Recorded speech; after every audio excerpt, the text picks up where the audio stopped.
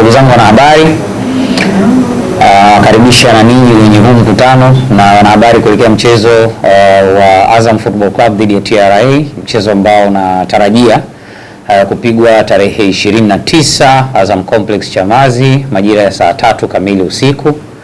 Huu ni mchezo mwingine wa ligi kuu, ikiwa ni mwendelezo wa ligi namba 6 kwa ubora barani Afrika kwa mujibu wa viwango ambavyo vimetoka hivi karibuni.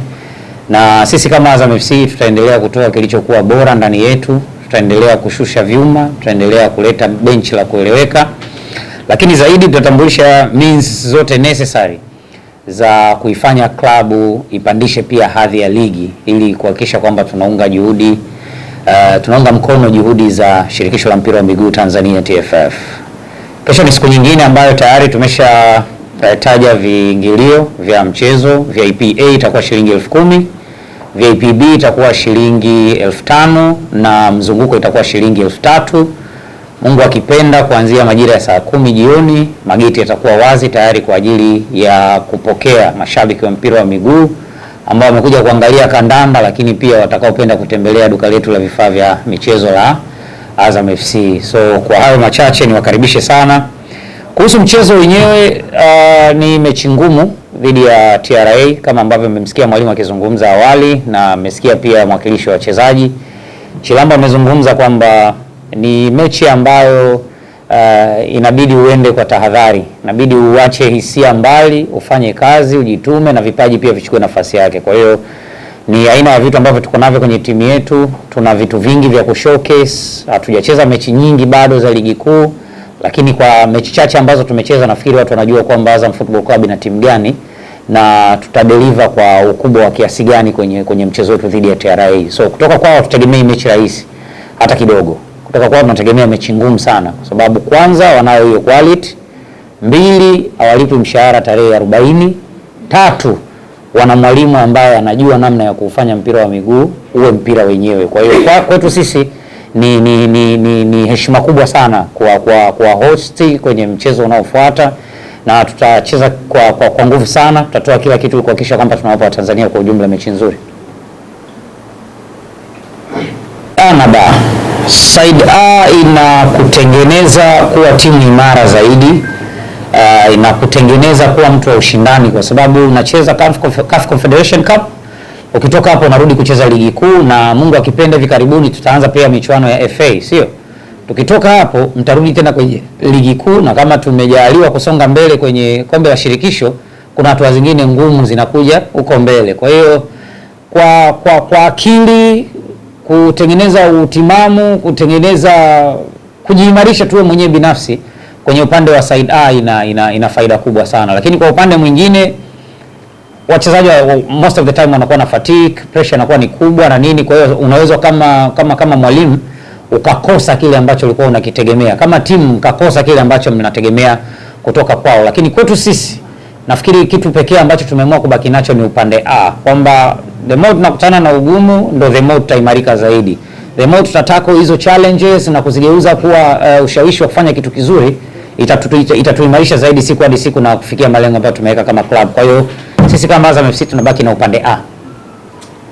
Hashim ametoka hapo Kristina anasema kwamba anaheshimu Azam FC, lakini wamedhamiria kweli kwenda kuchukua alama 3 dhidi ya kocha bora ambaye ni Imeki. Kwa upande wenu mchezo uliomalizika umetoka kutoa sare. Kauli hii huenda kama wamekuja kujidhatiti kweli kuzihitaji alama 3 kutoka kwenu. Of course, na sisi tunaheshimu uwezo wa TRA na tunajua kwamba wana timu nzuri. Nimesema hivyo mwanzo. Sitaki kuichukulia binafsi sana, lakini mimi ni muumini wa mpira mzuri. Tukutane tu uwanjani, tucheze, boli itembee, ambaye atakuwa kwenye wakati mzuri wa mchezo. Akipata matokeo mazuri obvious inakuwa nzuri kwa upande wake. Kama ukiakanyaga utakuwa umeakanyaga tu. Na uzuri ni kwamba nafikiri hakuna mtu ambaye anafanya kitu kwa uhakika akawa na makelele. Panganga zikiwa nyingi wewe sio mtendaji. Tusubiri tuone muda ufike tucheze. Uzuri ni saa 3 usiku, cool breeze, we'll give them a good match. Pengine sasa mashabiki watarajia kitu gani cha tofauti kuelekea kwenye mchezo wake? Hakuna kitu cha tofauti. Azam FC ndio ile ambayo imetoka kucheza na Nairobi. Hakuna kitu cha tofauti kwa sababu Azam FC ndio ile iliyocheza mchezo wa mwisho wa ligi kuu. Mwalimu ni yule.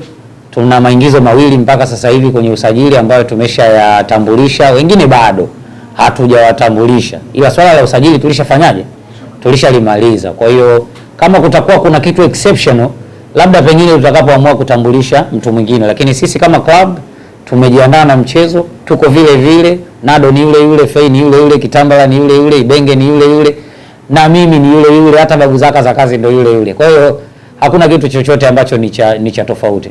Umezungumza kuhusu usajili, kuna sajili yoyote ambayo kwa Azam FC waitarajia? Very soon tutamalizia kuwatambulisha wachezaji wetu ambao bado hawajawaona. Wale ambao tumeshawasajili, tumeshawatambulisha, wamewaona. Ambao bado hatujawa review kwao, bado tunatafuta utaratibu kidogo. Unajua kuna wakati unaweza kuona mchezaji, yani safari ya Unguja inanoga ukipanda Kilimanjaro 9. Ukipanda meli masaa 7 utachelewa. Unataka boti angalau ya lisana dakika 20, si ndio? Kwa hiyo tumeshatambulisha wachezaji wetu wa kwanza. Sasa hizi tunataka kutambulisha mwingine. Tunatafuta namna bora ya kumleta mbele ya mashabiki wa mpira wa nchi ili waone, waseme huyu naye katoka wapi, afu baadaye waje washangae. Kuna watu watambulisha vizuri. Mimi sisema hivyo. Sisi tunatafuta tu namna yetu bora ya kutambulisha wachezaji wetu. Yeah. Hivyo michezo imekuwa ipo karibu. Kutoka kucheza na Nairobi na ingia kwenye ligi kuu, lakini pia na mchezo mwingine wa marudiano. Pengine ukiachana na mchezo wa kesho, pia mikakati ya safari na ikoje? Kwanza kuna changamoto kidogo, unajua logistically kupanga safari, kuna kuziangalia hizi wako wa kikosi, nafikiri Mwokozi pekee hapo, lakini wakati huo unaomba uepukane na shetani wa majeruhi. Ni kitu miongoni mwa vitu ambavyo vinawazisha sana, lakini tunamshukuru Mungu kwamba timu yetu pamoja na mizunguko yote hiyo tuko vizuri. Juzi alipata maumivu kidogo Yoro, alipata maumivu kidogo Kitambala, lakini wote wako sawa, wako timamu kabisa. Possibly wanaweza kuwa ni sehemu ya mchezo kesho kama ilivyokuwa kawaida.